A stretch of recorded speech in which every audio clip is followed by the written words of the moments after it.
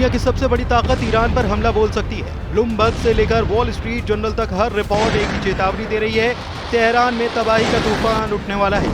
Iran पर हमला केवल अटकल नहीं बल्कि एक संभावित हकीकत बन चुका है। ब्लूमबर्ग की रिपोर्ट के मुताबिक अमेरिका ने सैन्य कार्रवाई की तैयारी तेज कर दी है और ये वीकेंड निर्णायक हो सकता है। व्हाइट हाउस के सिचुएशन रूम में रणनीति बन चुकी है और बस एक आखिरी मंजूरी बाकी है। डोनाल्ड ट्रंप ने बुधवार को दो टूक कहा कि मैं हमला कर भी सकता हूं, नहीं भी, लेकिन अगला हफ्ता बहुत बड़ा होने वाला है, शायद हफ्ते से भी पहले।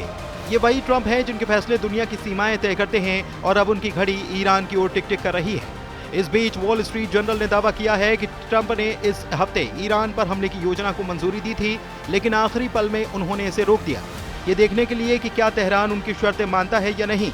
यह हलचल तब मची है जब ईरान के आसमान में पहले इजराइल की मिसाइलें कहर बरपा रही हैं।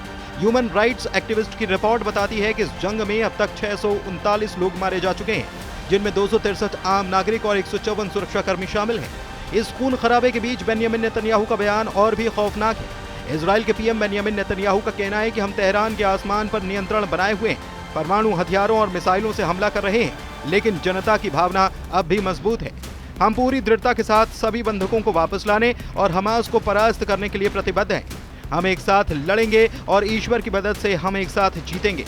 यही नहीं, इस दौरान बेंयामिन नेतन्याहू ने एक बार फिर से जंग के हर मोर्चे पर इजराइल का साथ देने के लिए अमेरिका के राष्ट्रपति डोनाल्ड ट्रंप का शुक्रिया अदा किया है। ईरान और इजराइल के बीच छिड़ी इस भयानक जंग के बीच पेंटागन के पूर्व अधिकारी माइकल रूबिन ने राष्ट्रपति डोनाल्ड ट्रंप की मंशाओं पर सवाल उठा दिए हैं। उन्होंने कहा कि ट्रंप नोबेल शांति पुरस्कार की भूख में अमेरिका की सुरक्षा तक को दांव पर लगा सकते हैं। उन्होंने ये भी कहा कि ट्रंप को इतिहास की समझ नहीं है और वो ईरान इजराइल जैसे संवेदनशील मसलों में सही गलत का फर्क नहीं समझते हैं। फिलहाल गेंद ट्रंप के पाले में है, यानी कि फैसला अब कागजों में नहीं बल्कि जमीनी हमले की दहलीज पर खड़ा है।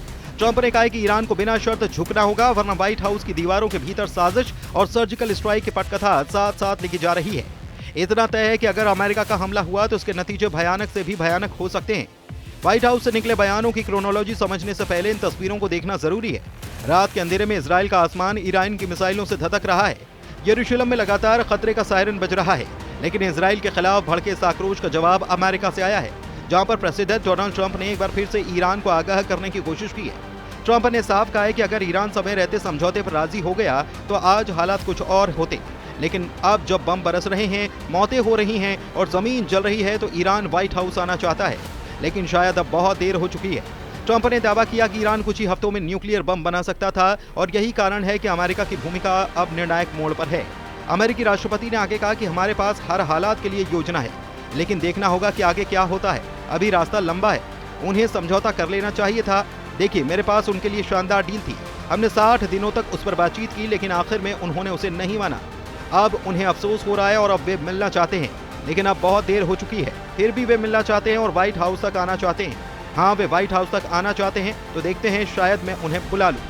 ट्रंप की बातें साफ कर रही हैं कि उनका झुकाव इजराइल की तरफ बढ़ता जा रहा है, लेकिन उनका यह भी कहना है कि ईरान को लेकर जो भी फैसला अमेरिका लेने जा रहा है, इसका पता किसी को नहीं है सिवाय उनके, और जो भी फैसला लिया जाएगा वो सेकंड भर के पहले लिया जाएगा।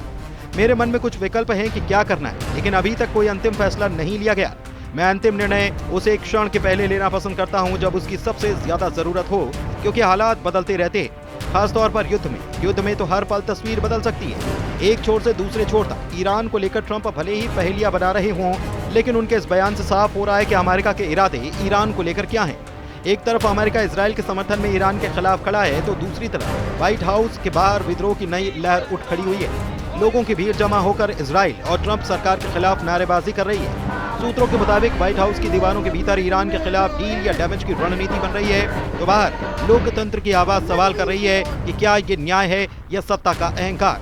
ट्रंप ने भले ही अंतिम फैसला अभी नहीं लिया हो, लेकिन उनके शब्दों से झलकता है कि युद्ध का रास्ता अभी खुला है और शायद तैयार भी। अब सवाल ये नहीं कि फैसला क्या होगा, बल्कि ये है कि उस फैसले की कीमत कौन चुकाएगा, ईरान या फिर इजराइल, या फिर एक बार फिर से पूरी दुनिया। इधर ईरान के अरक में मौजूद न्यूक्लियर ठिकाने पर इजराइल ने बड़ा हमला किया है। हमले से पहले की ये फाइल तस्वीरें हैं। दो वीडियो में पहला वीडियो न्यूक्लियर फैसिलिटी का है और दूसरा वीडियो सैटेलाइट से ली गई तस्वीरें हैं। अरक में न्यूक्लियर फैसिलिटी पर हमले से पहले इजराइल ने अरक के लोगों से इलाका खाली करने के लिए कहा था और इस अपील के कुछ ही घंटे के बाद इजराइल ने यहाँ पर हमला कर दिया। कहा जा रहा है कि ईरान का ये न्यूक्लियर ठिकाना अभी पूरी तरह से एक्टिव नहीं हुआ था, लेकिन इजराइल ने इसे पूरा होने से पहले ही अपने हमले के जरिए तबाह कर डाला।